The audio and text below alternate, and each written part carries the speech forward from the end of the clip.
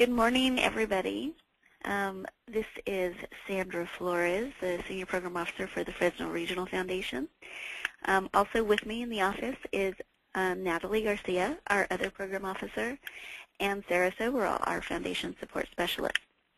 I'm going to take a moment right now to launch our first poll before we get started. So Sarah will be sending out the poll right now. It'll give a few moments for other people who have registered to join us. There you go. Does your organization serve urban or rural communities? So please select one of the three options. We want to know if you are in an urban community or a rural community, or you're serving both.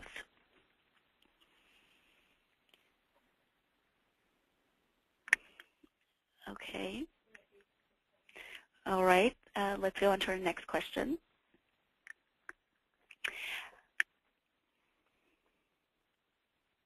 Again, this is giving our guests a few moments to get logged on. Here's our second question. Is your organization involved in any community initiatives? And we have yes, no, or if you're not sure. And a community initiative could be Promise Neighborhoods, Building Healthy Communities,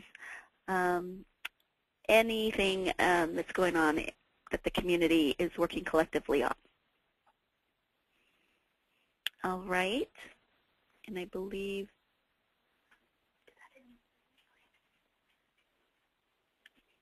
all right. Thank you for responding. Yes. So Sarah, do you want to just quickly give them the response that we received? Oh, here we go. We've got 27% of you are serving urban communities, 23 rural, and 50% both. Great. Here we go.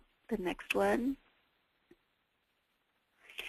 And we have about 69% of you already involved in community initiatives. That's great. 50% no, and 15% not sure. All right, thank you. That gives us a sense of today's audience. All right, so I've already introduced the staff. We're going to go on to the next slide and outlining our agenda today. So we're going to talk about the foundation. We're going to talk about the fund. We are also going to provide a lot of information on the 2012 High Impact Focus. We will also give great detail about the funding priorities of the High Impact Focus. And we will go over how to apply to the foundation and, of course, take questions and answers.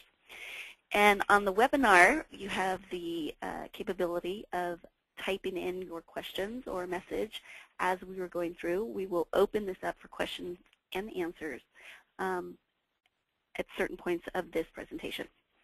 All right, so let's go on to the next slide, please. So a little about the foundation. We are your community foundation. We serve the San Joaquin Valley. We've been serving the San Joaquin Valley for 45 years. This is our 46th year. Our regional footprint includes Fresno, Tulare, Kings, Madera, Merced, and Mariposa counties. Our assets are about $55 million. We are a community foundation, different from a family foundation, in that family foundations usually acquire their funds or they're derived from members of a single family. We work with individuals who are interested in doing philanthropy in the community. The foundation does not receive government or public funding, and the foundation builds its assets by working with individual philanthropists and donors who want to invest in this community. Let's go to our next slide. Fresno Regional Foundation has a grant-making program, and comprising that program includes arts and culture. We have a grant cycle for arts and culture. We have a grant cycle for youth. We have human services and teen pregnancy prevention. Our fourth grant cycle, environment and the river. And the high impact is our fifth and newest grant cycle. FRF has had an ongoing relationship with the James Irvine Foundation and for the past 7 years.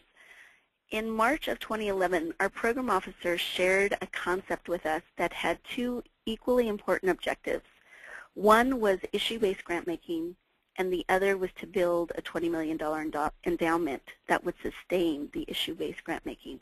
And that's how we got to this 5th grant cycle. So last year, we launched High Impact with a $3 million grant from the James Irvine Foundation.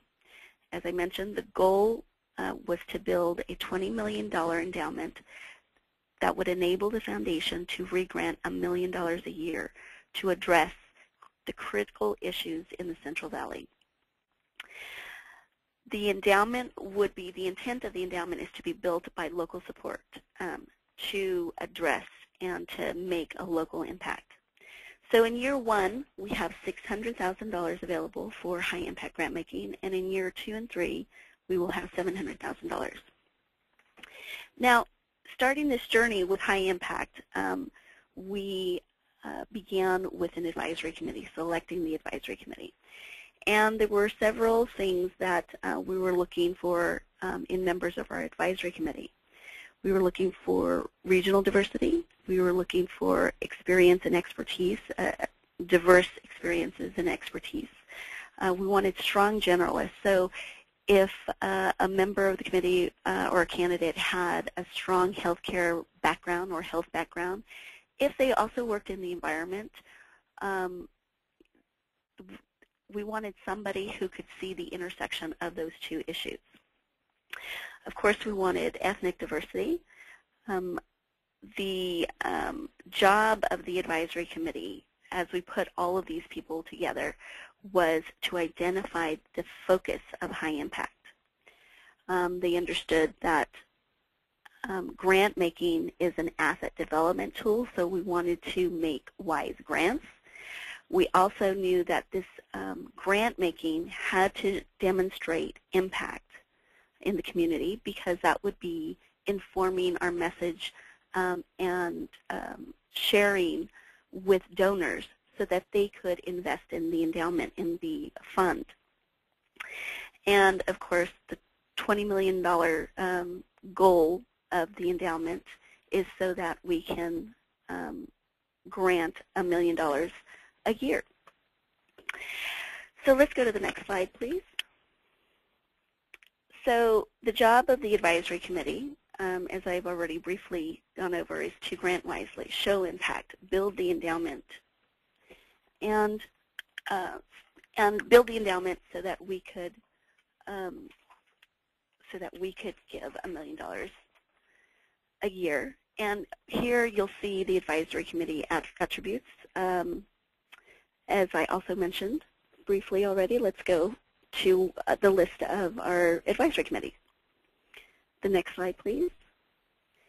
Okay, so we have selected, there are, 12 members of our advisory committee. 10 are from the Central Valley.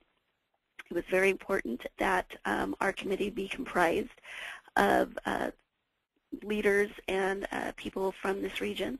And we have 2 program officers from the Irvine Foundation also on that committee. There we go. Next slide, please. So here we go. The committee has been meeting since the beginning of the year. And there, for the past 9 months, our conversations and our research, the reading and the research of data and the collection of data has centered around poverty and education.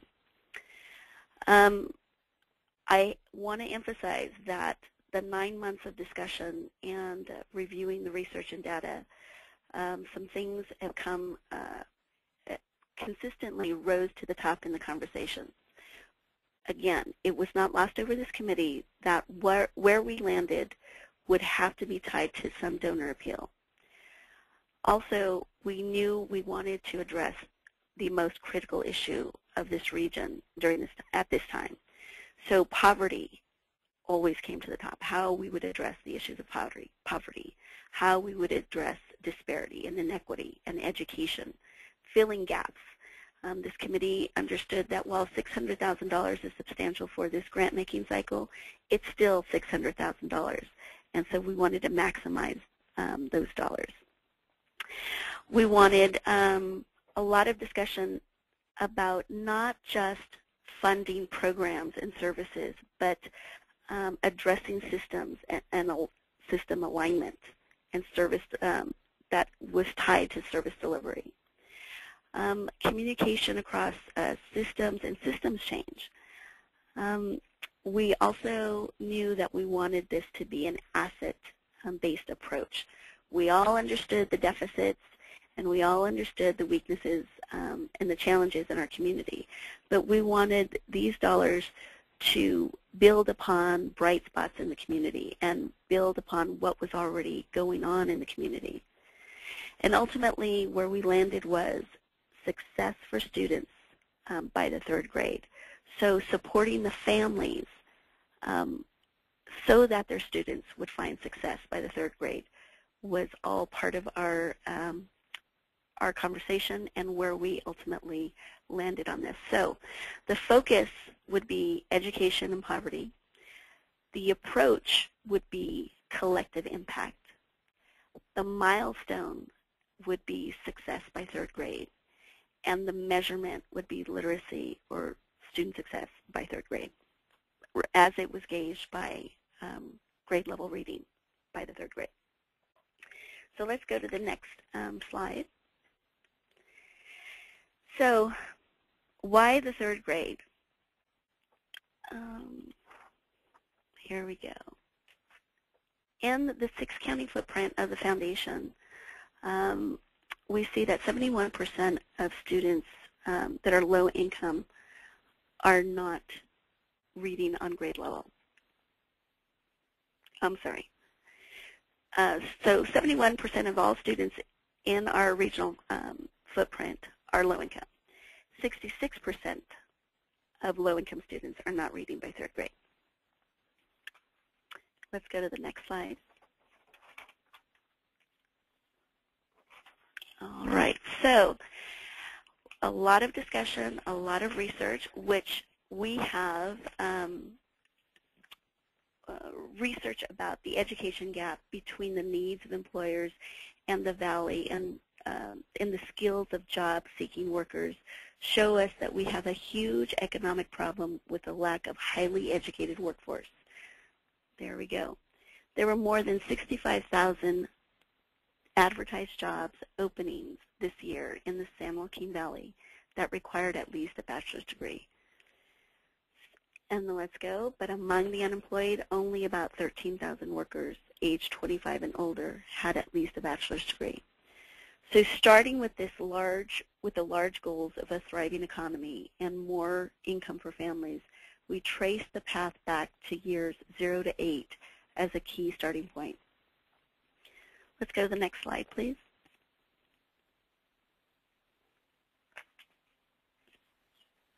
Oh, it's just delayed. Okay, here we go.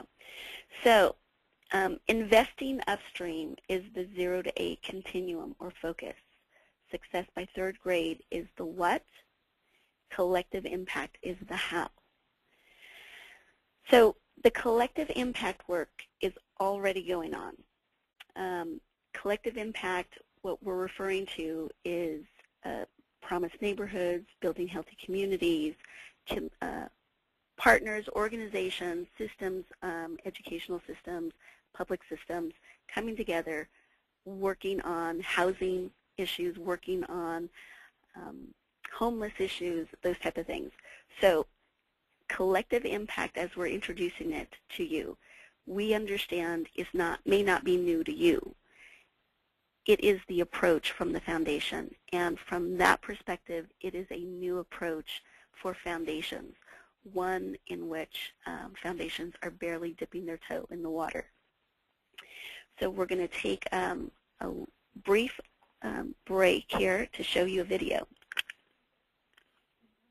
And you should have your speakers turned on so you could listen here. Okay.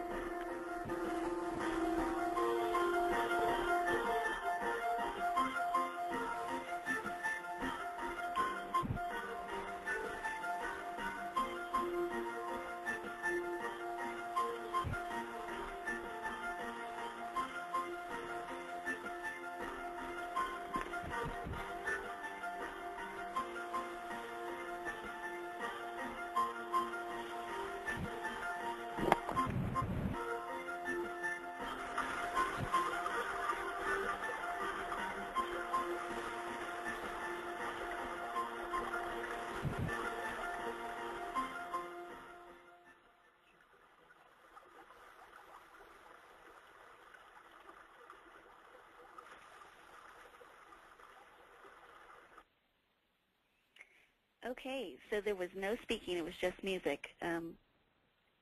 So I want to go over the highlights for our collective impact as we're approaching it. It's about a shared agenda. We understand that there are backbone organizations in this approach, not necessarily lead organizations. And it is a different way of working together in that the shared agenda, the shared vision, and a sharing of data and a shared measurements is embraced. Excuse me. So again, investing upstream is the 0 to 8 continuum or focus, and success by 3rd grade is the what. The how is the collective impact. The term may be new to many, but many of you, the term may be new to a few of you, but many of you are already doing collective impact. You work with organizations, you have the shared vision, you have the shared agenda, you are sharing data. So I'm going to pause there and see if we have any questions before we go into the funding details. And you could either type them in, and Sarah's going to check right now. And I'm going to get ready to go to this next session. And if you have questions, send them in, and I'm going to go into, I don't think Sarah is seeing anything right now, so I'm going to move forward. And if you have any questions, just type them in. All right, grant opportunities. Let's go to the next slide. So let me begin with what this is not. Let's go to the next slide, please. And again, if you have questions, please type them in. What this is not, capital projects. This is not for building a playground. This is not for non-integrated programs, so standalone reading programs will not align with this funding. This is not for materials only, so buying books for children, this will not align with this funding either. Work must be tied to regional efforts to improve outcomes for children and families. All right, let's go to the next slide. We have 4 grant opportunities: accelerator grants, alignment grants, connector grants, and advocacy grants. All right, let's go over accelerator grants.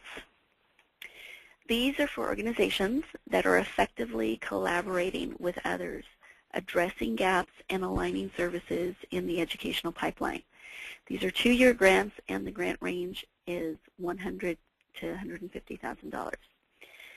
So for our conversations as we were developing these funding scenarios, we referred to this as rocket fuel. This means you have a plan in place, you have partnerships in place, you've already been addressing the data sharing, you've already got, your partners are clear on what you're measuring, and this is going to serve as rocket fuel for those efforts. Everything's in place. Let's go to the next slide. Because this will also, the funding could be used to scale, reach more families and children, or expand geographic reach. It could be used to strengthen, improve your existing services, or add new components to the work, and align, strategically build on other efforts. So if there's a way to connect this to other efforts, this funding would allow you to do that. Let's go to the next grant, accelerator grants. Oh, we already got that. We're going to alignment grants now. This is for organizations that want to align their services with other organizations, develop a new program to address a gap in the educational pipeline, or collaborate with other organizations. This also is a 2-year grant, and the grant range is $100,000 to $150,000.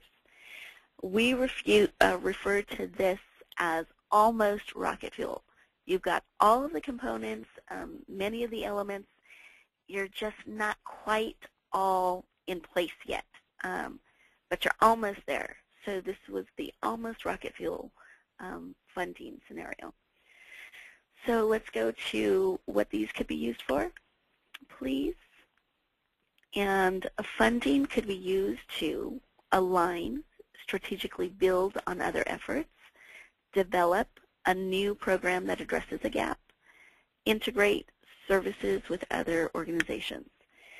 The integration piece is critical in our collective impact approach. We are not looking to fund standalone programs. So this is about integrating those standalone programs. Clear distinction between alignment and accelerator is really where you are on the journey.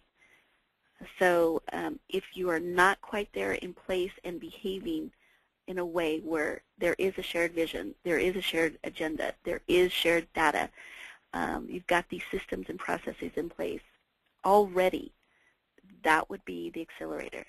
If you don't have these things in place, you're almost there though, this would be the alignment. So it's really about identifying where you are on this journey.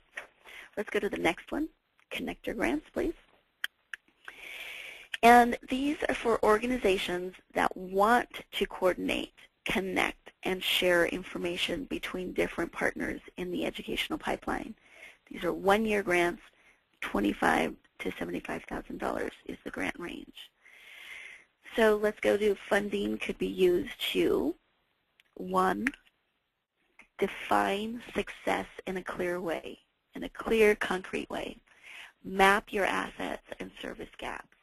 Create a shared vision, communicate vision to community and potential donors. So this is going to get you started. Select your partners. Get people to the table in a year to talk about what it is that you want to address. How are you going to establish the shared vision, the shared agenda, the shared data collection?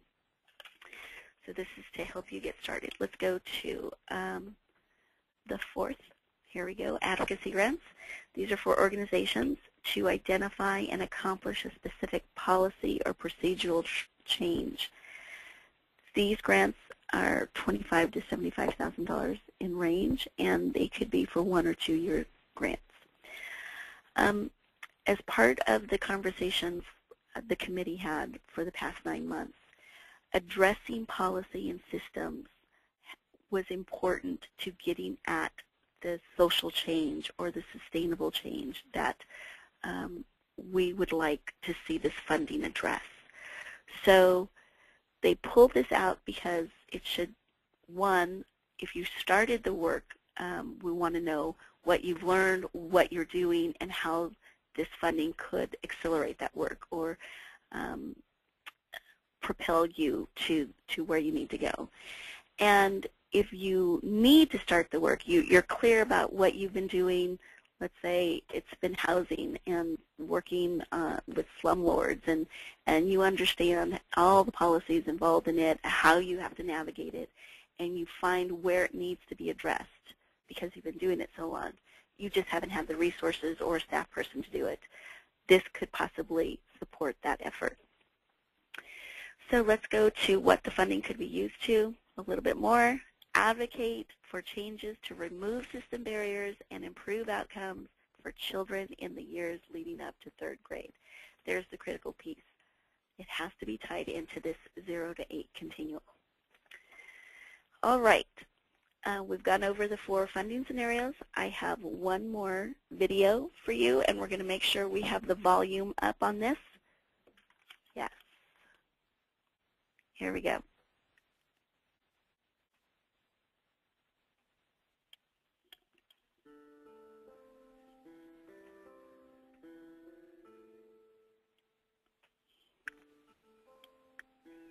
Collective impact. Diverse organizations coming together to solve a complex social problem.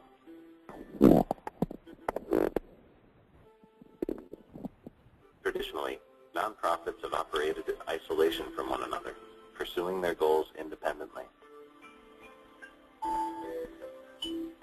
But complex, large-scale problems require a coordinated, structured, and collaborative approach.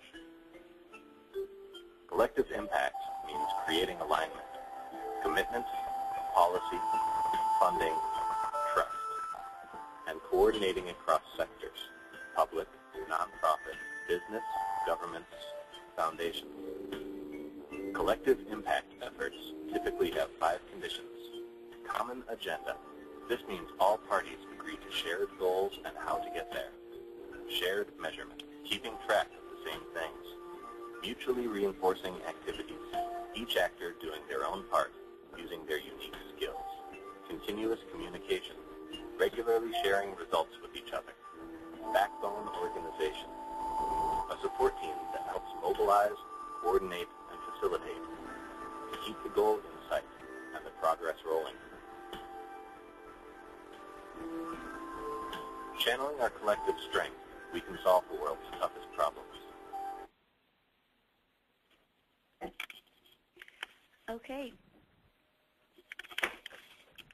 There's our second video on collective impact. So let's go to the next slide. So can my organization apply for more than one? And the answer is yes. We have identified 4 funding scenarios so that we could be very clear on what would be what the organizations, your partners, will be working on. Now, if you are applying to accelerator grants, that's the rocket fuel. It doesn't make sense that you would be applying for the almost rocket fuel. You're either there or you're almost there. So one of those 2 would have to be selected. But the connector and the advocacy, you can add on wherever you are on rocket fuel or almost rocket fuel. So yes, you can apply to more than one funding scenario. All right, we're going to go into selection criteria. Applicants must work in low-income communities with low-performing schools, predominantly serve or benefit children and families in the years leading up and through the 3rd grade. I will also mention at this point that when the committee is reviewing these applications will be narrowed down to a few for site visits. So what you are putting in terms of the communities you're working with, low performing schools, and how you are serving or benefiting children and families in the years leading up to and through the 3rd grade will be triangulated in the site visit. Additional selection criteria. These are other factors in your application that will be considered. Addressing policy issues. Again, it was critical to the committee to not just provide funding for services and programs. You had to be either addressing some challenge in systems, a policy, the funding. The 2 had to go hand in hand. So if you haven't started, this is to help you to get started thinking about your work and the systems that you're working with, how those 2 can better be coordinated. Also collaboration. Everything I just mentioned involves collaboration, and I think the collaboration we're looking for is not just letters of support and MOUs. We are looking for partners, your partners, to all be clear on the agenda that your work, your collective work, is addressing. We want to hear from your partners that everybody is reading their thermometers, they're measuring the same things, and they're sharing those measurements and the data. We want to be clear on how you and your partners are going to change the environment and how you will collectively do that. What's your plan? What's your strategy for it? Of course, it all has to be tied to this educational pipeline of the 0 to 8 continuum. That is the focus for this funding, the 0 to 8 continuum. The data is going to be critical. Programs customized to target populations. That means how are you addressing language? How are you addressing cultural nuances? We want to, a selection criteria would be your demonstrated expertise, your proven expertise in the area that you're working in. Of course, strong capacity for your organization and your partner organizations, a strong rationale as to why you're working on what you're working on, and alignment. Let's go to the next slide, please.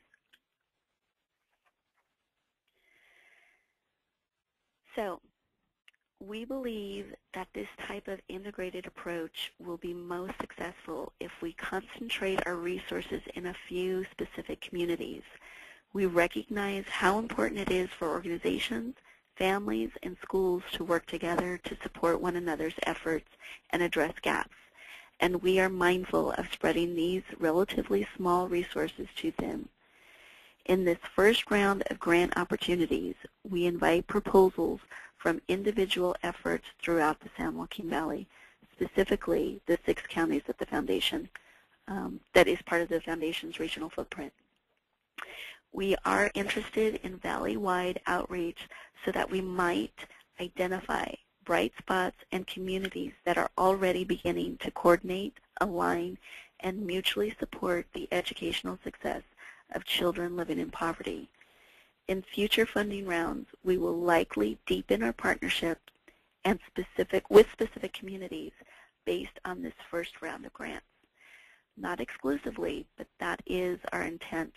We know that this is a long-term effort, and so working with those partners that have a plan in those communities and really supporting those communities is our intent. So let's go to, I'm going to take a break right now to make sure that there are no questions submitted so far before we get into how to apply to the foundation. I would also say, before we get into how to apply to the foundation, that collective impact for the foundation is a new approach in funding. So I have shared with some of you before on the thermometers and thermostats. The thermometers are gauging, we want something to go up or we want something to go down. Where are we on that? The thermostats are, we are actually changing the temperature, changing the environment. This approach, we want to get clarification on both. What are you and your partners measuring? What are the thermometers in place in your effort? And also, what's the strategy to change the temperature, to change the environment? So the two are critical to the proposals and critical for the committee to understand that plan. All right, we're going to go into applying to FRF, and I will also say at this point that, oh, we have 2 questions, but I will also say at this point that for all of you on this call, we will be sending a link, a doodle link, with available dates that the program staff will meet with you one-on-one via conference call to talk about your plan in greater detail to see if it fits. So Sarah will send that link to everybody on this call, and there are several dates. We have blocked out a week for 30-minute conference calls with you and possibly your partners on that call if you would like, so we can give you an opportunity to share your plan and get some feedback on it. And there are 2 questions. Go ahead, Sarah. Okay, the first question is, are these grants applicable for newer organizations? Yes, these grants are applicable for newer organizations. This is not to give you startup money for your organizations or to pay for staff for the organization.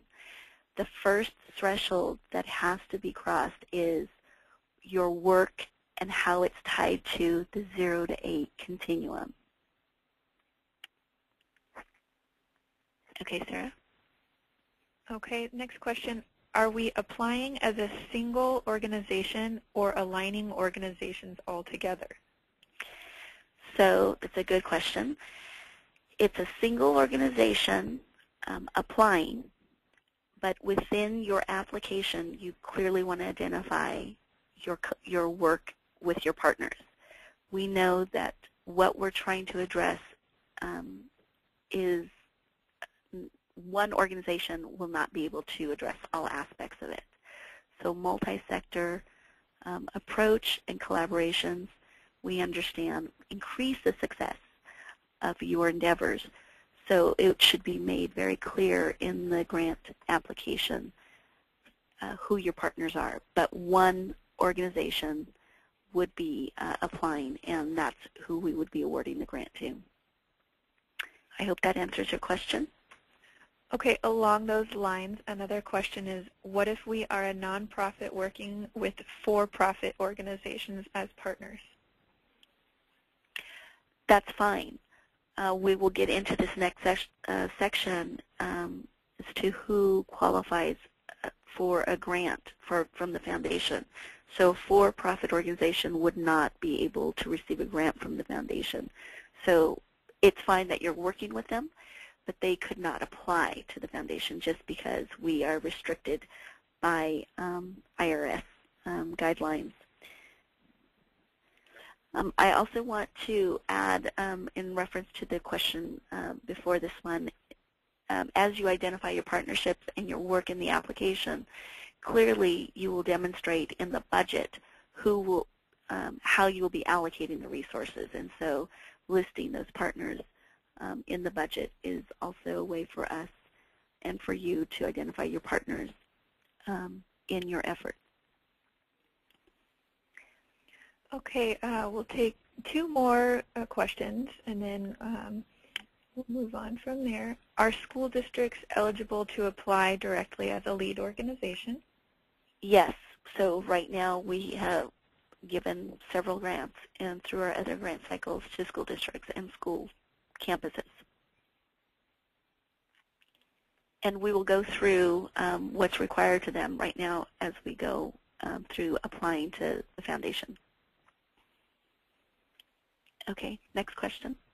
There are a couple of questions about this PowerPoint and the webinar. I just want to say we will be posting a recording of this webinar as well as a copy of the PowerPoint on our grant making page by the end of the week.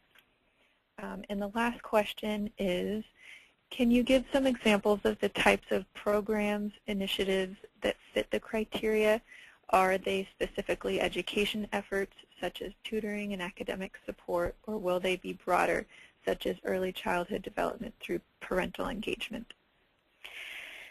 So we're going to rely on you for that. We have identified the focus, the 0 to 8 continuum. We've identified what we will be measuring. We want success by the 3rd grade, and one of the things we will be measuring that by is 3rd grade reading levels. But we are relying on you to demonstrate or submit your plan and how you will be connecting literacy programs and early childhood education programs and how you support families and how they support their students. So we hope we would get innovative, out-of-the-box thinking. We hope we will also get your clear expertise and experience that leads you to this approach and to this thinking in addressing the challenges in the communities and also building on the assets in the community. Okay, so again, we will a doodle will go out to everybody on this call, and you will be able to schedule time so that you can discuss and share your plan or what you're thinking, so we can do that on an individual basis with all of our callers. And we have a hand raise here. Okay, Laura Gothard, I see your hand is raised. Would you like to go ahead and ask your question? I'll unmute your line. You're unmuted. Go ahead. You already answered. Okay, great. Okay, so we're going to go through how to apply to the foundation. And if any of you have applied before, this is going to be familiar to you. So first thing, eligibility and restrictions. So the foundation can give grants to organizations with a nonprofit status, government agency, community group with a fiscal agent, public agency, educational institution, services and programs that provided in our region. So your office does not have to be located in the Central Valley or in the 6 counties that the foundation covers, but your services has to be addressed here for us to give you a grant through the competitive grant making. Also, we'll go through the financial health is measured by IRS 990s for 501c3s, board-reviewed financial statements, your balance sheet, income statement, gross receipts more than $500,000 of organizations, 501c3 organizations. We ask for an external audit. We review organizational budget and board composition, and we require that the organization's 501c3s have a minimum of 5 board members. So FRF will not fund previously incurred expenses. We will not fund fundraising by one agency on behalf of another. We will not fund endowments or institutions limiting their services to persons of a single religious sect or denomination. And we do not give grants to individuals. So reporting requirements. So when the foundation started the grant-making program in 2008 and in 2007 while we were developing it, the first thing that was developed was the final report. The final report is the most important piece of document for the foundation as it helps us assess our investments through this grant-making program. So we always encourage in our bidders meetings for applicants to review the final report, because if you are not collecting the data requested in that final report, you should reconsider applying. So you need to be prepared on the front end what to collect so that it will be included in the final report when it's submitted, should you be a grantee. All right, let's go to how to use Olga. So the foundation has an online grant application system that we call Olga. And we're going to go there directly to show you. We're going to go to the website so you'd see where it is. And there's just a few things I'm going to go over. The application process, once you get into the applications and the organization profile form, it's pretty straightforward. But the first thing is, for those of you who are coming into Olga, you want to go into the grant making tab. You'll see our grant making tab, and there are all our grant cycles. If you've never applied to the foundation, you are going to need to create a login. So once you're in, let's say you're going to go to My Olga login, and you've never applied before, you need to create a request an account. You're going to go here. You're going to put in some basic information, including the tax ID for the organization. We emphasize one username and for each organization, not one per user. So if several of you are working on an application together, there's one username and password. Not everybody should have one per organization. Let's say you're new to the organization and you don't know if your organization has ever applied to the foundation. We're going to go here to check existing tax identification numbers. So you put in your organization there and do a search, and this says yes, Fresno Barrios Unidos has applied to the foundation before. And if you don't know that username and password, then you need to request we need to reset your username and password. So there's a request for that. So once you get your username and password, or you get it reset, you're going to go back into My Olga, log in, and put in that username and password. So there are 2 steps to applying to the foundation. Here we go. The first step is the organization profile form, and the second step is the application. So let's go to the organization profile form. Here we go. So the first thing I'm going to bring your attention to is the timer up top. So you will get timed out on Olga. It's like Ticketmaster. When you're buying a ticket, you have a limited amount of time to submit your information. We put the timer up top to make you aware of it. So we suggest that you would save your work or refresh the page, and there is a button at the bottom that will allow you to do that. We'll go to it right now, but be mindful that you will be timed. The next thing I want to bring your attention to is, let's go to the documents, labeling of documents. All of the information we're asking is straightforward. I'm not going to go through it. I'm going to go through the things that generate the most questions for us. We want you to know that when you use symbols in labeling your documents, it is language to Olga. So no symbols, no signs, just letters and numbers. We have right here, how do I name my attachments? We've given you some information on it. Please do not use any symbols. It generates a lot of questions or a lot of feedback from the program officers because we're not able to open the documents to review them. The next thing I want to bring your attention to are the attachments needed for the OPS. So we've given you a table here. So if you are a CBO, a 501c3 organization, these are the requested documents for you, the Form 990, audited financials, if you have $500,000 or more, an external audit. Your internal financial statements, there you go. If you are a school, here's the equivalent. We want the CBEDs. We want the school district audit.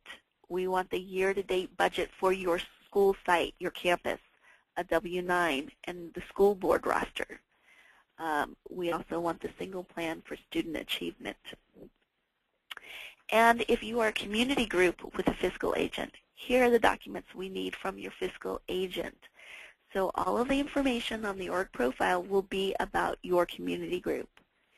But when we get to the financial documents, this is what we need from your fiscal agent. Okay. Let's see. I want to emphasize that Google Chrome or Firefox are the best browsers to use. Do not use Internet Explorer. We've gone over do not use symbols in labeling your data. We've gone over the timer. We recommend when we get to the application a Word document. So let's go to the application. I think we went over except the save and submit. Here's where you're going to refresh your buttons. If you're still working on this document, you'll keep it in the save and return for editing and hit the save submit button. All right.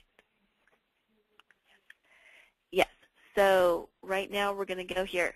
We're giving you an example of what not to do right now. There should be one organization profile per organization. So we went into a create a new one. So we're going to delete one. There should be one per organization.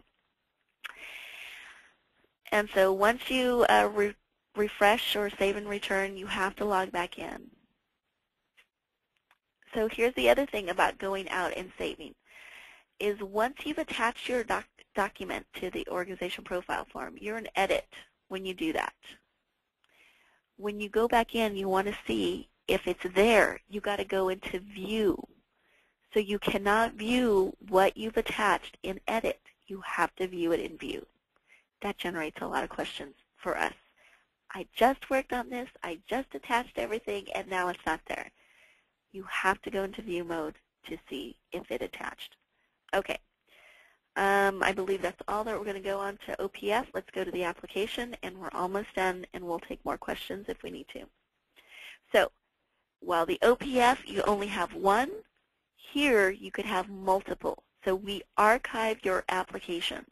So if you applied last year to youth and human services, they're all going to be placed in here. So do not work on an existing document here from a previous year. Okay, that's the first thing I want to say. But here you're going to create a new one. Since this is the first year for high impact, nobody will have an application in high impact. So we're going to go into apply and create the document. Again, I'm going to bring your attention to the timer, because it's on here too. Here, you're going to have to select, especially if you're applying to more than one of the funding scenarios, you're going to have to select the funding category. So we have 4 selections here: the Accelerator Grant, Alignment Grant, Connector, and Advocacy Grants. You have to select one. And if you're going to apply to more than one, then you will select the appropriate one for the other applications. The next thing here is the amount requested. So make sure you're within the grant range. So if it's one of the 2-year grants, make sure that the number there is within the grant range. Let's go down. So this is very straightforward.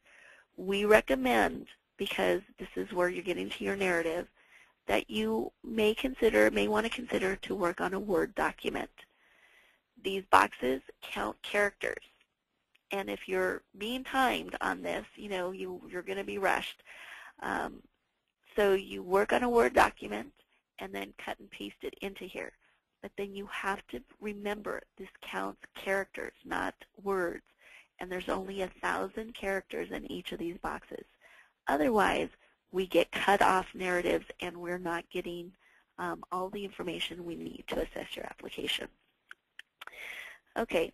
Again, your refresh page, if you're going to continue to work on this document, you've got to hit the Save and Return for Editing button or Submit to FRF once you're done. We will not review OPS or applications while it's in the Save and Return for Editing mode. If you are done with either your organization profile form or your application, you have to change the radio button. You want to go down a little bit more, Sarah, to submit it to FRF for us to review. All right, and the thing for all of these applications, you have 2 attachments. One is going to be a narrative attachment, which is not available yet. We're not making it available until we're done with these informational sessions. But the narrative attachment will have additional questions specific to high impact. So read those questions, and they are specific to each of the grants, each of the funding scenarios. So there will be questions that all of the grants scenarios would, the questions apply to. And then there will be some specific to each of those funding scenarios. So that is one attachment that you'll be working on, and it does not have a word limit. The next attachment is your budget. So let's open your budget. Again, no symbols when you're labeling your budget. And all of these grants are going to be over $10,000. So you have this first tab, which is your basic budget, and this is where you're going to list your partners, and if they are getting any of the resources from this grant or anything that you need, it'll be listed here.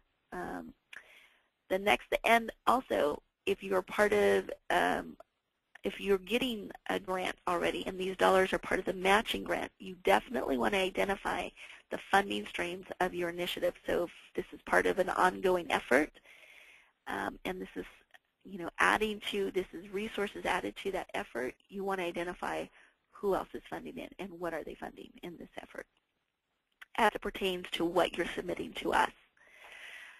Then we go to the second tab. Please do not forget the second tab. This is the financial history of the applicant organization. The name of your organization up top, where it says organization name, and the total amount requested. Again, this needs to fit within the grant range, and it should match what you're populating in the application. And there's that. Those are the 2 attachments to the application. All right, and throughout the application, the OPF, there are hover buttons, and it provides additional information for you should you need it on each of the areas you're populating. Okay, on the OPF, make sure you only have one OPF in your organization's OLGA account at all times. These OPFs need to be updated once per calendar year. So if you have an OPF in there right now from a grant that you applied for last year and you haven't applied to the foundation yet, those notes are applicable to last year. you need to update your organization profile form once a calendar year, okay? You also need you need to complete all the board and staff demographic information in the organization profile form, and please name your attachments properly. Do not use any symbols.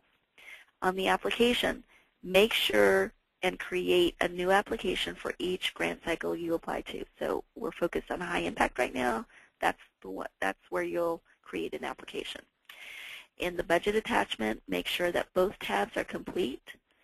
And when naming those attachments, do not use any symbols. So the foundation has 3 layers to ensure that OPFs and applications are successfully submitted. You will immediately get a web page confirmation.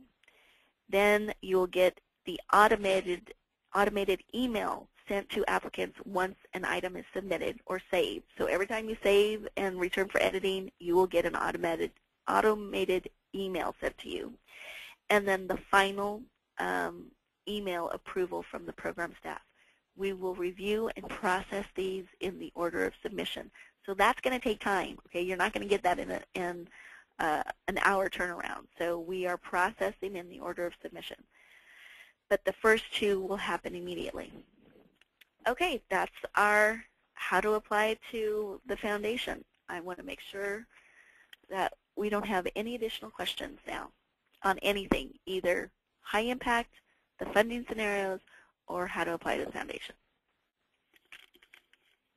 Okay, we do have a question. Are we doing an entirely new application for advocacy and connector if you're doing 2 or 3 different applications? That is correct.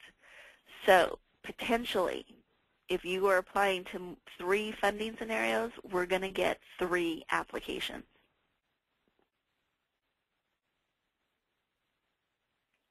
Okay, will you share more about the grant award terms? For example, are there opportunities for multi-year re-granting? Multi-year re-granting. Re-granting, I need a little more clarification. Yes. We're going to unmute your line.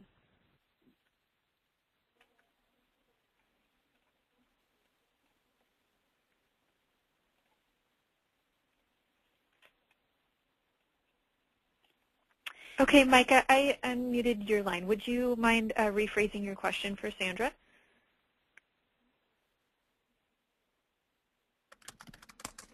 Micah Yang, are you there?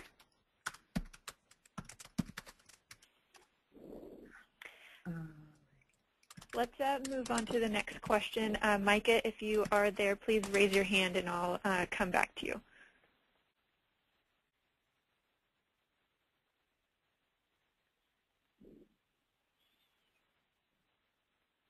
Okay, we're going to take another question if one's been submitted.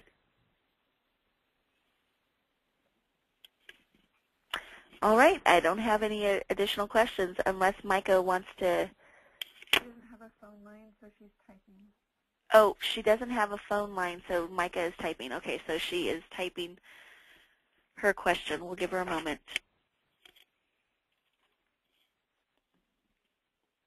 Again, remember, everybody, we are going to send out a doodle to you so we can have some time to go over your ideas, plans, strategies in greater detail.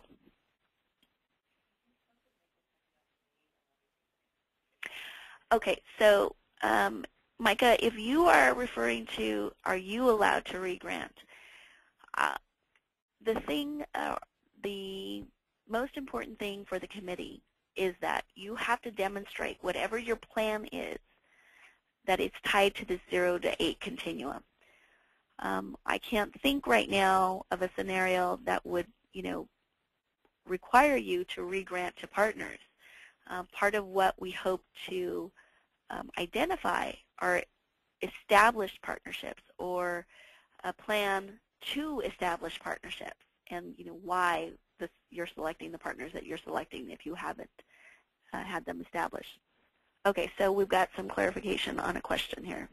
Okay, so Micah is asking, if we apply for 1 year, what opportunities are available to reapply or renew for multiple years? Is the funder making this available?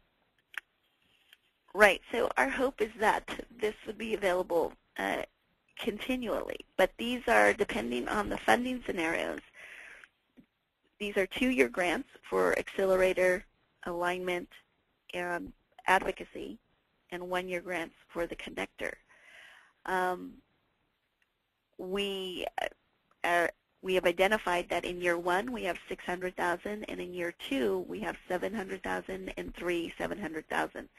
So if you are applying for $150,000 this year, that's over 2 years. It's going to be $75,000 a year.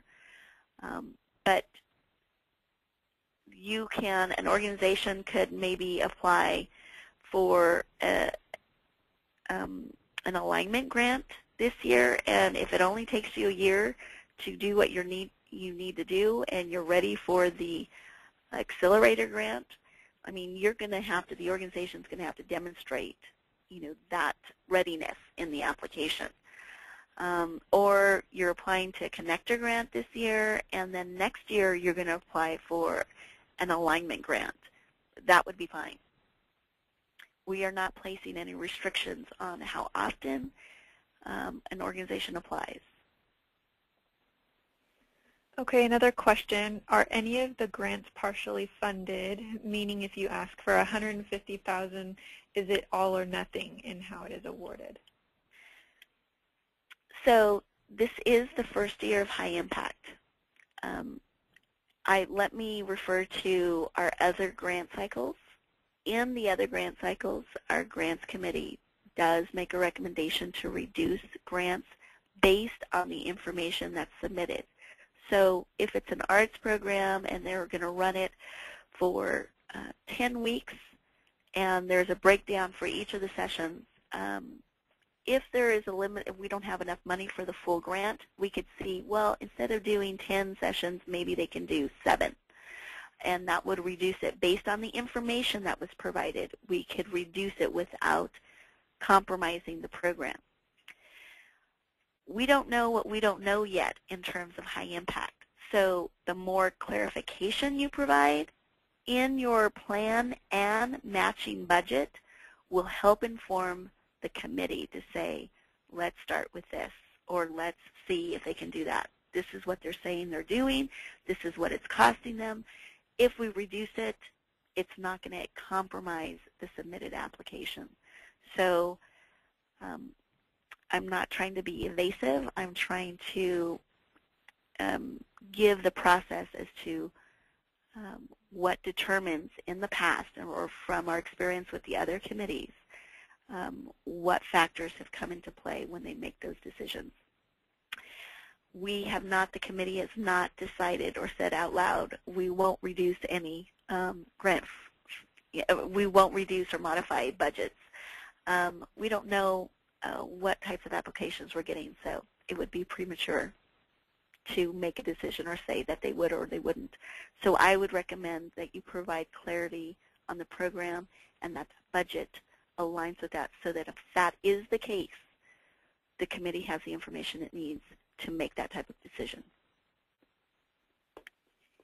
Okay, we have a question about the application deadline. We did not post these in our presentation, but they are on our grant making page. The first deadline is for the organization profile form, and that's on November 2nd. We will not start processing those until a week before, and you will need to know if yours was approved by the time you submit your application, but please don't wait to hear from us to start working on your application, and the application will be due a week later on November 9th. So normally how that goes, the deadline is the 2nd, so we usually get the bulk of submissions 48 hours and 72 hours before the deadline. If we get those organization profile forms sooner, we will start working on them sooner, and you'll hear from us sooner. But if everybody is submitting them right before the deadline, then we've got to take it in the order of submission. Our goal is to have them all done the following Wednesday. So you would have heard from us, or we would have requested something from you to make sure that the organization profile form is complete. But either way, you would have received some type of notification if the OPF was submitted successfully. So you'll get the 2 automated responses, and the 3rd one will come once we have processed it. So, so if the deadline is the 2nd, our goal would be to have them all reviewed, either completed, reviewed with a requested item or requested update by the following Wednesday. That's plenty of time, and nobody should be waiting until they get that final email from us to start on their applications. Most of the time, the organization, somebody is taking care of the organization profile form, and somebody's already started on the application. And if you were a one-man show in your organization, then I would strongly suggest you get that organization profile form worked on as soon as possible. So it gives you time to work on your application. Okay, last question. If you apply for $100,000, would that be $100,000 each of the 2 years, or $100,000 split over 2 years? It would be $100,000 over the 2 years. So dollars a year. If it's $150,000, it would be $75,000 a year. Okay. All right, so next steps. Sarah is going to send a link to all of our callers so that you can get an appointment scheduled with us, a 30-minute conference call with you and your team, or just, you know, an individual organization to talk about specifics of your plan to give you clarity. I want to emphasize that if you are interested in an IT program that's been funded and this is resources to expand that, the question that applicants have to first answer is, how does it fit into the 0 to 8 continuum? If you are not ready for any of the funding scenarios, do not try to bend like a pretzel to try to get these resources. We are looking for plans, we're looking for strategies, and we're looking for organizations to either begin this process of identifying partners, to identify a plan or a strategy to address in your community. So if you are not ready, do not apply. We are providing these webinars and the in-person informational sessions to help you be clear on what the foundation hopes to accomplish and hopes to solicit in terms of this grant cycle, this high-impact grant cycle. Do not bend like a pretzel to try to get these resources. You either align in one of these funding scenarios or you don't. The next thing I want to emphasize is that while we're providing these informational sessions, plus the one-on-one time, the 30-minute conference calls, again, it is so that you have clarification on whether this is a good fit for you and the efforts going on in your community. Then lastly, I want to say that if you're not ready, think about it for next year. High impact, because of all of the information, all of the research that was read, all of the discussion, high impact is maybe the beginning, I think, for our foundation to incorporate this work in our funding approach. So this will be a big topic for our grants committee in general and for all the, that will inform the other grant cycles in 2013. This is new to foundations. There are not very many foundations funding in this way. The ones that are doing it by invitation. They're inviting the organizations that they will work with to use this approach, this collective impact approach. We, as far as we can tell, are the first foundation to use this approach in a competitive grant cycle. So there's a lot of things that we're going to learn about it. With that being said, I want to also make mention to all the potential applicants out there, if you want to learn more about this funding approach, we have a web on the grant making on our page on our website. There is all of the research material that this committee reviewed and combed through. It's made available for you. One, so you can be clear on where we've landed on this issue, on the high impact issue. And two, there is a lot of information on collective impact. Well, I think a substantial amount of information, because this is new to foundations. They are becoming more and more informed about this approach to funding issue-based grant making. So read those documents on the website.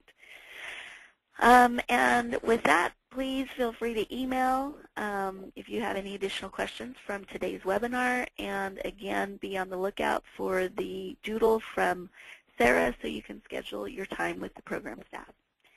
Thank you very much for joining us today, and I look forward to talking with you. Bye.